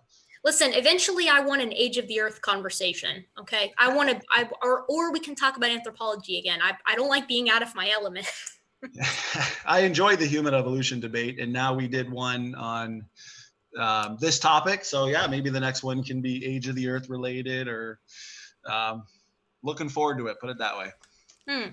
Very juicy. Mike Billers, thanks for your super chat. They ask, can Standing for Truth re-explain Erika's explanation for orphan genes and maybe stop using it in the future since it's explained? Well, I know the answer to orphan genes that is given, because it is a major problem to evolutionist theory, is de novo gene synthesis. I can't remember if that's the argument that Erika used, she, I guess, looked to endogenous retroviruses, for example, and the functions that are now been found in these so-called ancient viral elements have been co-opted. It just comes down to the fact that, are these anything more than just stories, rescue devices? So I understand the arguments put forth by the evolutionists. I just don't see them as being very convincing. Gotcha. Thanks very much. Moving quickly, Josiah Hansen, thanks for your super chat, asked, Erika, protect your hand when giving such a spanking. Very nice. Gotcha. Excellent. Let's see. Next up, thanks for your super chat from Florida man Edo Hypnotoad Evangelist. Appreciate it. Oh, blessings on you, priest. Gotcha. Thank you very much. Let's see. They're asking, give me 1 second. They asked, why can't creation answer the phylogeny challenge? I'm guessing that question's for me. Yep. I would say that the phylogeny challenge is fallacious, because it all comes down to, where can we draw the line regarding ancestry? Where can we, where does that phylogeny break down? But the thing is, that entire argument misunderstands biology and genetics, because and theology, because they seem to imagine that God created humans and then all of other biological life, and that there's absolutely no similarity between humans and any other species out there. So based on the biblical model, there's really no reason for us to believe that that's true, as in, there should be no type of hierarchy in the biological world. As in, there's no reason to believe that we shouldn't be more similar to, say, apes than to another species, say a whale, right? So we too predict nested hierarchies in biology, whether it's on an anatomical level, physiological, morphological nested hierarchies. So that's why I always say we need to look to differentiating kinds of evidence to show which explanation, limited ancestry or universal ancestry, is true. And that's where we can get into function. We can get into Y chromosome, mitochondrial DNA, predictions. This is how we're going to truly answer the question of ancestry. So long story short, the phylogeny challenge it's fallacious, and it's based on a misunderstanding of science and theology. Hey James, can I answer this one too? But Definitely. Just from my side. You bet. I think the best question that the question that I have for creationists on this one, of course, it has to do with primates, because I love primates and I am a primate. But frequently creationists lump all the apes into an ape kind. And my question kind of runs along those lines, because frequently a kind is described as things that bring forth, organisms that can bring forth with one another. But chimpanzees obviously can't reproduce with gorillas or orangs, or, well, they can with bonobos, but they're actually very recent divergence. And there's been slightly disturbing, but a bit of sort of theoretical research looking into how reproductively compatible humans would be with chimpanzees. And it's more than it is with gorillas, and it's not actually been considered to be impossible, as terrible as that sounds. It's simply a ring around the egg, the zona pellucida, that sort of gate checks any spermatozoans or sperm in general that try to come in. So reproductive isolation is kind of a bad way of drawing the line, which is why I always ask why and how we draw it. And that's why I don't think they can answer the challenge, because there is no way to draw a line. Genetics is a gradient, and it runs through all living things. And that's why paternity tests work. And that's why, genomic comparisons work. Well, if I could make just one quick point. Really, if you just think about it, Erika, okay, according to our model, I'm just going to throw some, kinds out there, say humans, pigs, rats, ducks, and dogs. They're all land dwelling, okay? Even though they are separate kinds according to our model, since they are all land dwelling and share many similarities with each other, they can share similar nested hierarchies or design. So where are we going to draw the line between those separate kinds if they already share certain levels of nested hierarchies, morphologically speaking, genetically speaking, physiologically, speaking? So that's the thing. But that's a fancy way of saying you can't draw the line. That's a fancy way of obfuscating that the line can't be drawn. And if your model is correct, then the line should be able to be drawn, because it is, I mean, of all the things in Genesis that are like Genesis 1 that are like super clear, there's quite a bit of emphasis on the kinds. It's repeated over and over and over again. You would think it would be quite obvious. Well, even though we predict nested hierarchies, evolutionists, when they say that there's this perfect nested hierarchy, there's this perfect phylogenetic tree of life, that's not actually true, because anytime there's an inconsistency, Erika, and say a lack of uniqueness in that phylogenetic tree, as you know, it's usually explained away by what? Convergent evolution. So that's a rescue device. There's also something called independent lineage sorting. If you look at different genes in, say, humans or apes or gorillas or orangutans, depending on the gene you're looking, can create a totally different type of phylogenetic tree. So even though you're implying that there's this perfect nested hierarchy of life, that's not true. There's many, many types of inconsistencies I can point to. Gotcha. Yeah, but the thing is the inconsistencies are, while present, they're present in every branch of science, from medicine to astronomy to, of course, evolutionary biology. That's the nature of the beast. The question is, how strong and how parsimonious are the lineages that we do have these straight through lines? And the answer is incredibly. I know primates the best. It's undeniable from my position. I mean, but that's just me. We have to standing for truth. I'm sorry, but just to get through more questions, we have to jump through. That could have been debate number 3. Yes. Dapper Dino, thanks for your question. Asking to both, are you familiar with the observed de novo emergence in Drosophila or Saccharomyces? Yeah, so the fruit flies, for example, read that paper. For one, it's done in the lab. It's also inferred. And what they've done in the lab is they've forced these orphan genes out of the genetics of these fruit flies. So he's trying to say that this is an example of de novo gene synthesis, when all it is an example of a loss of orphan genes, which can happen, obviously. So I want to see an example in real time, not in the lab, of de novo gene synthesis, and not just an example of an orphan gene being lost. I mean, that's just... How would you even do that, though? How would you see the emergence of a de novo orphan gene not in the lab? You're not going to, I don't know, maybe you follow like a colony of Drosophila around with a net, and you catch them every couple minutes, and then you do some genomic sequencing to find out. I mean, I don't know how you would even go about doing that. It's an impossible experiment. So are you admitting that it's never been seen? No, it has in the lab, but you just asked for it outside of the lab, so you can't do it outside. It hasn't been seen in the lab. I just told you that all that was seen was the loss of orphan genes. That's not the gain of orphan genes, Erika. Hold on, hold that thought. I'm not sure. Let me pull up this paper. James, pull up the next question, if you would, please. Yes. Next up, thanks for your super chat, Pax Americana, asking, standing for truth, even early church fathers such as St. Augustine knew that Genesis wasn't a literal account of creation. YEC isn't even theologically sound.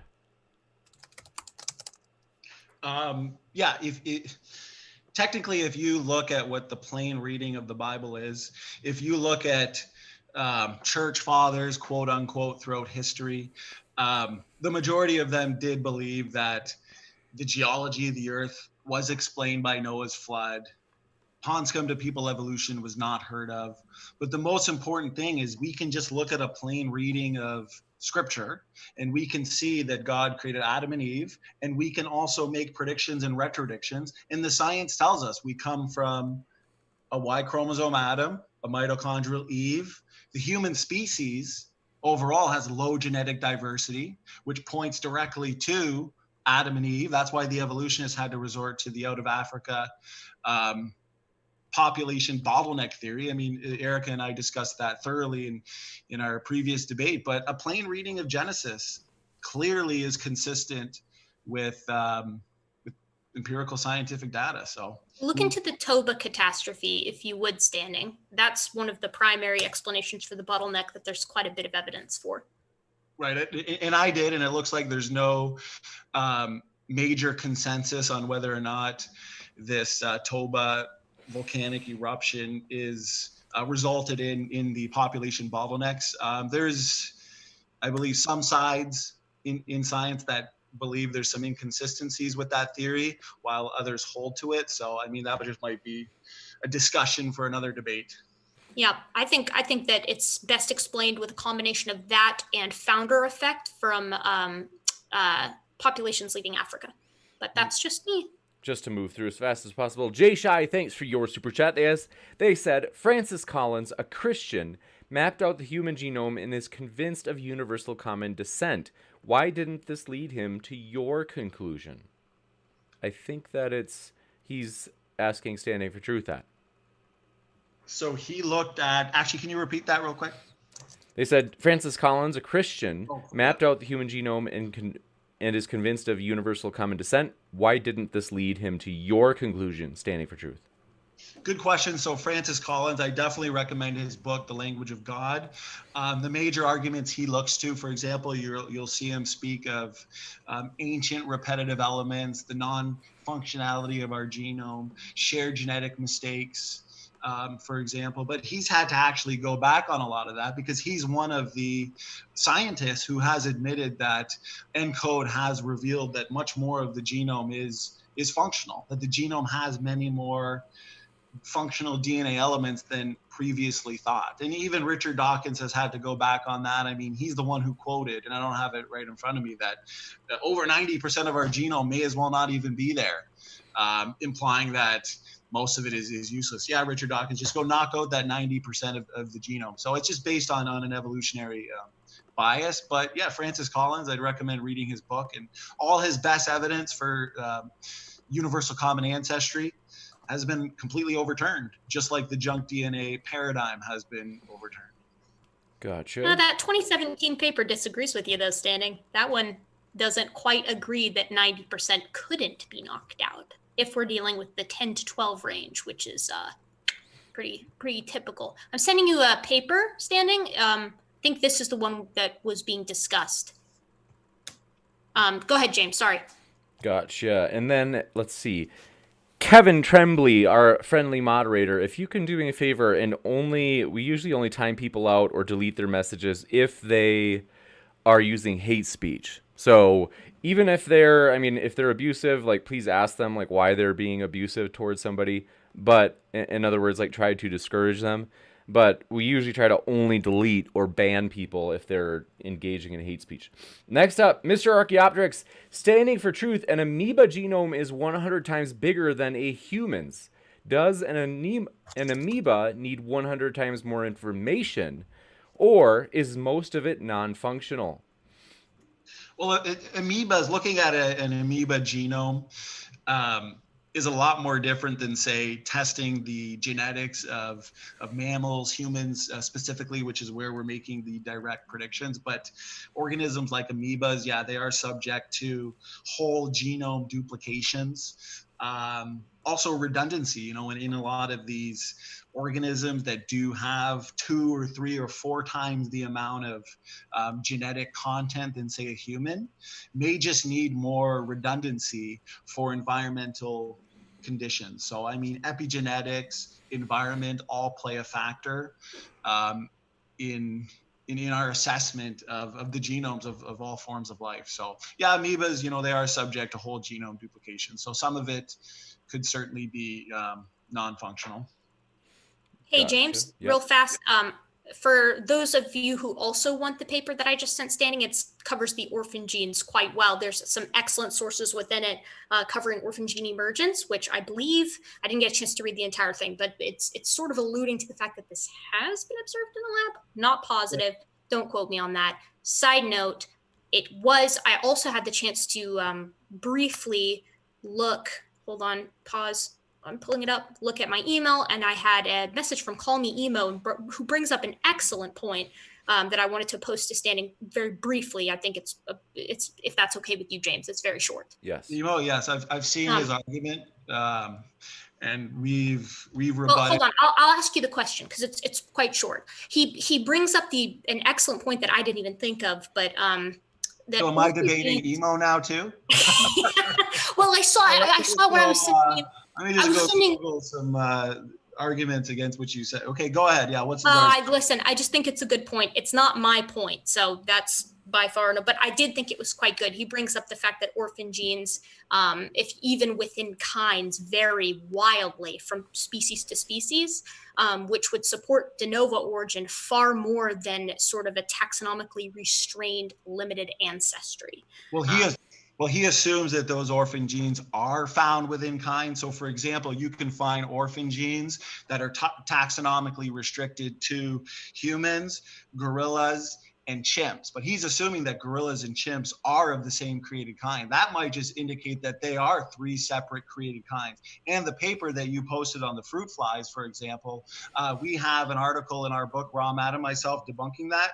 What they did technically was they forced adult males to reproduce with infant females to get rid of their orphan genes. So it's unrealistic in nature and therefore irrelevant to the entire argument. Because like I said earlier, I hate to say it, but if you think that that's unrealistic in nature, I've got some bad news for you.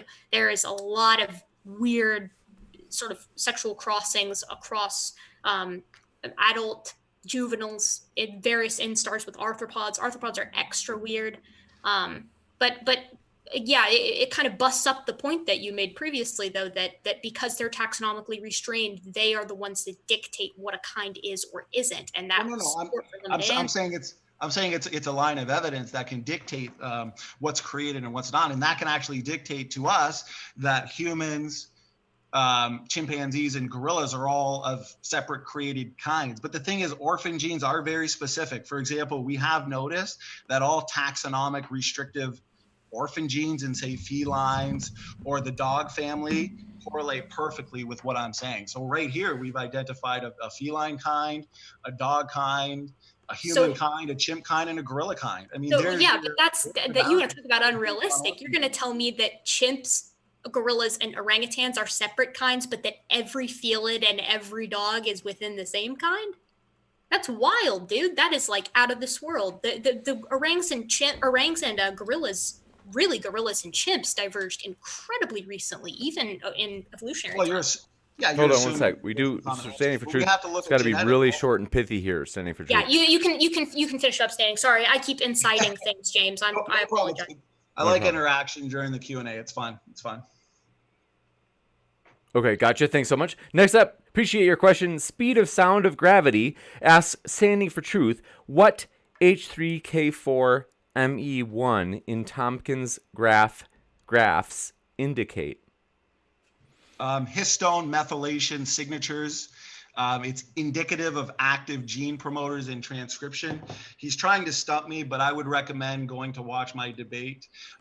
He's really good in genetics, so I've enjoyed my debates with him, but I got to be honest, he didn't do quite well against me on chromosome 2. We discussed it for an hour. It was a good debate. He's even admitted in one of his hangouts with some evolutionists that he was blindsided by some of my arguments. So, kudos for him to trying, in trying to stump me there. But sorry, Speed of Sound, you failed, man. Big time. Next up, appreciate your feistiness. Appreciate your question from Terry James, who says, if creationism, quote unquote, predicted nested hierarchies, would disproving nested hierarchies falsify creationism, or would you take this as evidence against evolution?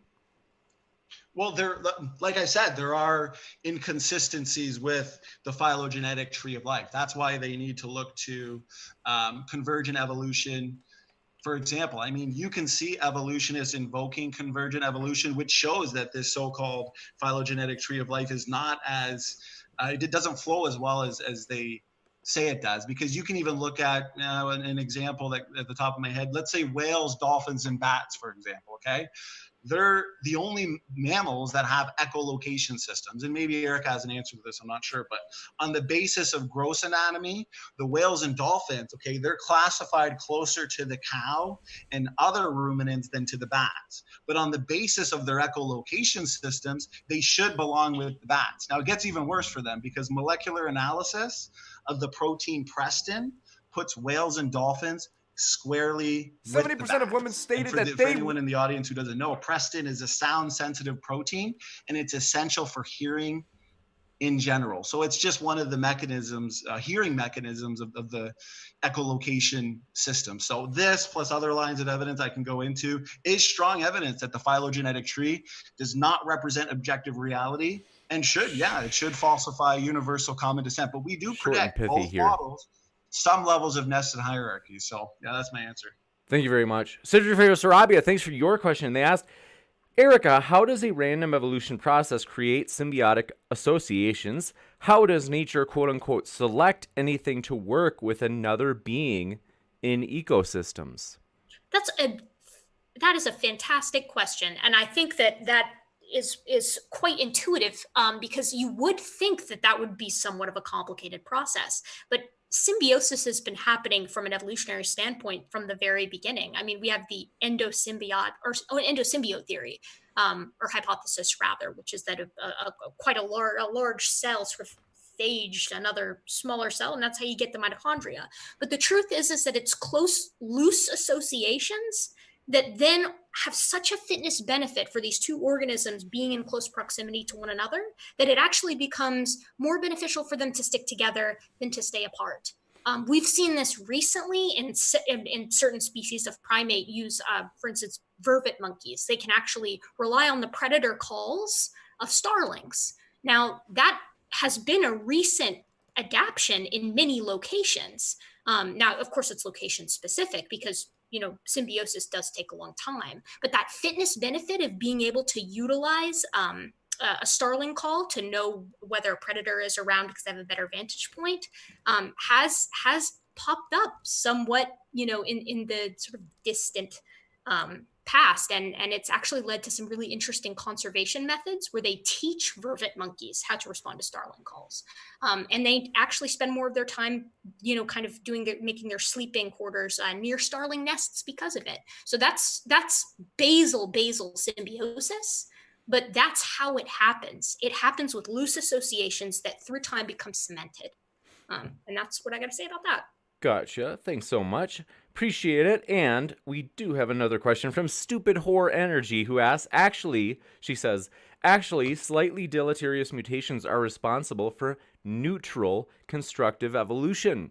I think that's for you, Standing for Truth.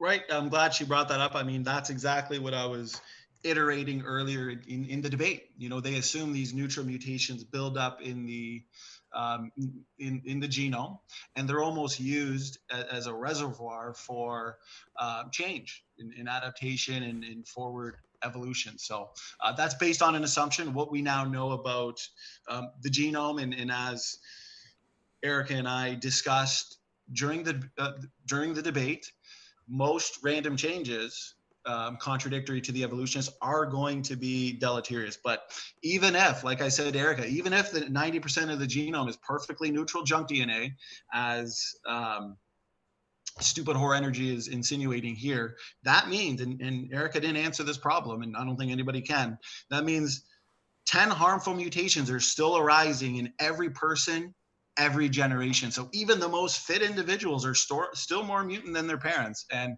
you can have any kind of selection all you want, and it's only going to amplify the best and get rid of the most detrimental, but we are going to degenerate. Gotcha. Thank you very much. Just to keep moving, Matra J Disco says, Standing for Truth, where does the SIMP gene come from? The SIMP gene, if it's a like many genes, for example, if we look at allele frequencies, whether it's rare or common ones, they can arise, say, post-Babel, depending on their frequency in the, I'd have to know exactly what that SIMP gene does. Gotcha. I don't know. I'd have to have clarification. Do you know what that gene does, Erika? New to me. Again, to reiterate, genetics is not my field. I can speak with a decent amount of authority with primates and with human evolution. Genetics, that's why I had notes. Yeah, I would say that the majority of our genome is created heterozygosity, but there are some alleles that have, there are some mutations. For example, blue eyes, that's based on a mutation, according to our model, post-Babel, post-flood. But we can determine that based on allele frequencies around the planet. So I'd have to know exactly what that does, if it's a mutation or if it's created. It's one of the two. Gotcha. Appreciate it. Next up, appreciate your super chat from Jay Shy, who says, standing for truth forgets we have recombination. Yep, recombination occurs, but recombination is no help to forward evolution. I mean, recombination and gene conversion, for example, those are a couple mechanisms that we look to in our created heterozygosity hypothesis. That's actually going to create diversity quickly, especially if the DNA differences are built in from the start. It's kind of like shuffling a deck of cards. I mean, you're going to have diversity in every single generation. That's why two people can technically have millions of children, and every single children are going to be different. No two children are going to be absolutely identical, and that's because they're heterozygous. And like I said in my opening, that would be optimal design. If you, that's all I have to say to that one. Gotcha. Next up, thanks so much, Sigifredo Sarabia, who asks, Erika, is genome degeneration real? If no, what evidence can you give going against it? If yes, what evidence can you give that deterioration of ape DNA doesn't follow the same degeneration before evolving somehow? So the problem with this concept of degeneration is that it depends entirely on what this individual is talking about. If this is a reference to degeneration, at least in the form of genetic entropy, the answer is selection always selects if it's not neutral. Even if it's partially bad or partially good, selection still occurs. It just might not occur as quickly. As far as variations in how selection works and other kind of genetic concepts like mutation and things like that, mutation is not constant. It's not constant in a single species through its lineage, and it's not constant further throughout into other species lineages either. Chimps have a 30% higher mutation rate than we do, and orangs and gorillas actually have a 40 to 50% faster mutation rate than us. So accumulations of any kind of mutation are going to vary depending on the species and depending on how far back they diverged. Now, again, I'm not 100% sure what they're asking with regard to genetic degeneration, but if it has anything to do with genetic entropy, there is no way natural selection doesn't select. It's not an entity. It's just literally response stimulus with the environment. There's no, people like to say that evolutionists use natural selection as like a god, but that has nothing to, that there's no, it doesn't follow. It's a non sequitur. Natural selection is simply how an organism interacts with its environment on a genotypic and a phenotypic level, and the changes that occur based on sort of a combination of chance and fitness. Gotcha. Tioga. Actually, if I could say something, I promise. I promise. Less than 5 words. Less than 5 I'll give you. Okay, less than 5 words. Go. The problem is, that's 3. Natural selection acts on phenotype and not genotype, and I'll just leave it on that. Tioga, thanks for your question or super chat. They said, I stan Erika, my biology queen, all in capital letters. Oh my God, you've made it worth staying up this late. That is a lovely compliment. Very nice. Subtracted, thanks for your super chat as well. They say, hey, standing for truth, if Adam and Eve didn't know they were naked, how was Adam aware that Eve came from his rib? Genesis 2:23, you need to be naked to see your ribs. I'm going to have to think about that one. Obviously a theological based question, but how did Adam not know that Eve came from his rib? Didn't God put Adam to sleep when he took his rib, made Eve out of it? I don't know. I'd have to think about that one a bit. Gotcha. Jay Shy, thanks for your super chat. They said X and Y Adam were separated between 30,000 years. So put that in your pipe and smoke it. I was hoping, well, I figured we would get into the discussion on mitochondrial Eve and Y chromosome Adam, but based on observed mutation rates, the empirical method, trio studies, for example, we can use pedigree-based studies. Adam and Eve only lived just 6,000 years ago, but evolutionists have to counter that by using unobserved and unrealistic mutation rates. So they don't use the empirical method when it comes to mutation rates. So yeah, realistically, you can look at the studies and look at how those dates are derived, and they're really heavily based on evolutionary assumptions. So Gotcha. Thanks so much. Almost there. Let's see. Sigifredos Rabia, thanks for your super chat. They said, standing for truth, is a platypus a kind of mammal or bird? or bird. Yes. Because of the bill, I guess. I would say platypus defies evolution. I mean, what did the platypus evolve from? It looks to me like the platypus is of its own separately created kind. I'm not sure if there's a universal consensus as to the history and the ancestry of the platypus, but yeah, definitely not a bird kind. Gotcha. Appreciate it. Next up, appreciate your super chat from Stupid Whore Energy. Strikes again. She says, 2 transposable elements in humans and chimps at the same genomic locus means the original insertion was in the ancestor because there are tens of thousands of possibilities for a TE to insert itself within large genomes. Right. So these TEs, which as he iterated, stands for transposable elements, but they are an important source of highly regulated. They're biochemically active.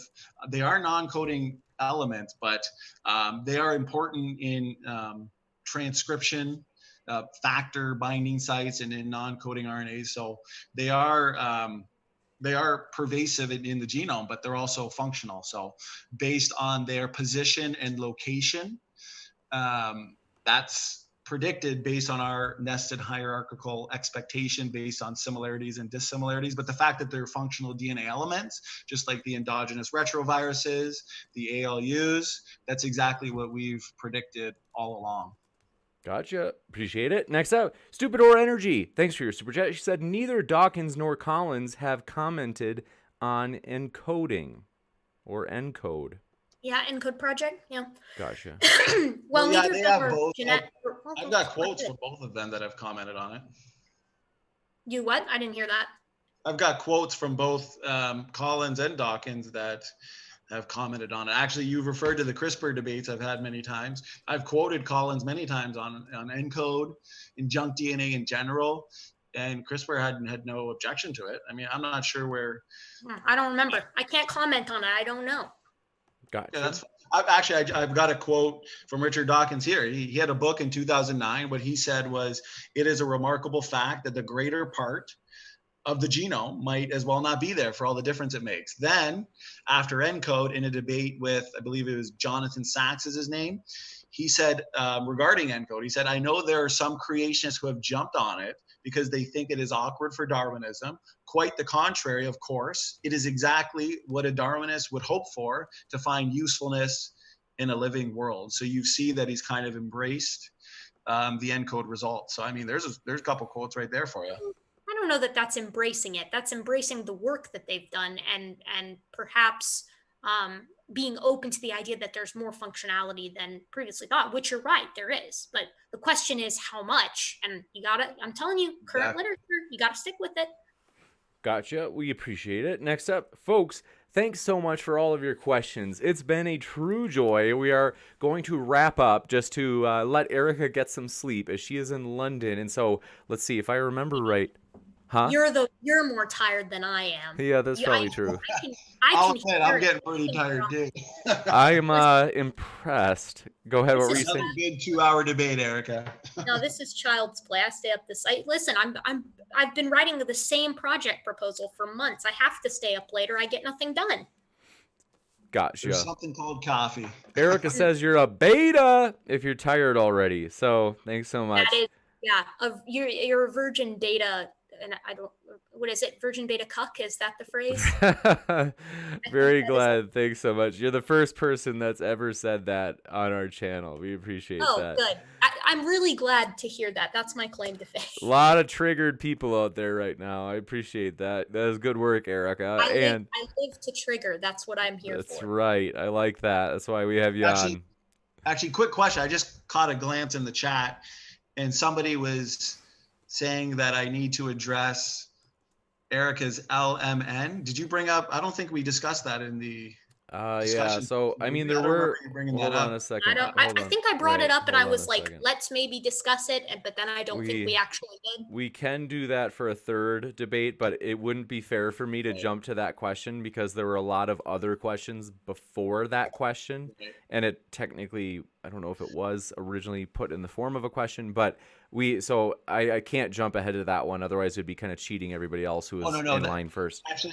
Actually, from what I recall, is during the discussion, we were deciding. We were not going to talk about it, Standing for Truth. I appreciate it. However, we are not going to. I don't want to just ignore all the questions that came in before that. So, thank you very much. If you'd like, there's always a possibility for a third debate. And like I said, I don't want to, for all the people that asked a question before Jeremy at war, I don't want to just ignore theirs. So, thanks so much, folks, for being here. It's been a true pleasure. Erika, what were you going to say? I think I didn't mean to cut you off. I was happy to cut Standing for Truth off, but no, I was saying that you were master, James. I said standing, go easy on James. He's exhausted. Listen, Standing for Truth, my old arch nemesis. But by the way, do want to mention, folks, very excited. As if you didn't know already, I'd maybe mentioned it before, but in case you hadn't seen, we are pumped for the fact that not too far away, actually, we do have a sweet event that we're excited about. If you enjoy Standing for Truth for some reason, we are pumped about the fact that we are going to have none other than Standing for Truth's father. He is going to be on shortly, and that is actually none other than Kent Hovind, or Daddy, as Standing calls him. So that's you'll see that on the bottom right. That will be the end game of their trilogy of debates. But James, I could have gone my whole life without hearing that Standing refers to Kent as Daddy. Yes, he does. So, James, you made that up. Okay, I maybe made that up. He doesn't really, but I might start telling people he does. So it's been fun, folks. Both of our speakers are linked in the description, though. So I want you to know, folks, if you've enjoyed listening to them, I forgot to mention this up front. If you've enjoyed and you're like, I want to hear more, well, you can. I've put their links conveniently down below in the description. They're waiting for you right now. Actually, I just noticed, Standing, seriously, this is a coincidence. I haven't put yours in there yet, but I'm putting it in there right now. So do want to let you know, folks, we do want to be open to topics. So feel free, if you happen to have any topics, please let us know, as we do want to have more topics, new formats like tag team, triple threat, other things. Like it does help us a lot if people let us know, like, hey, I like this or I don't like this. So feel free to give us that feedback. And now Standing for Truth is officially, he officially has his link down in the description. And so again, thanks. Those links of both Erika and Standing are down in the description if you've enjoyed and want to hear more of them. And thanks for being here, everybody. Thanks so much for your questions. And most of all, we really appreciate Standing for Truth and Erika being here, staying up late and debating for us. We appreciate you guys being here. Always a pleasure, James.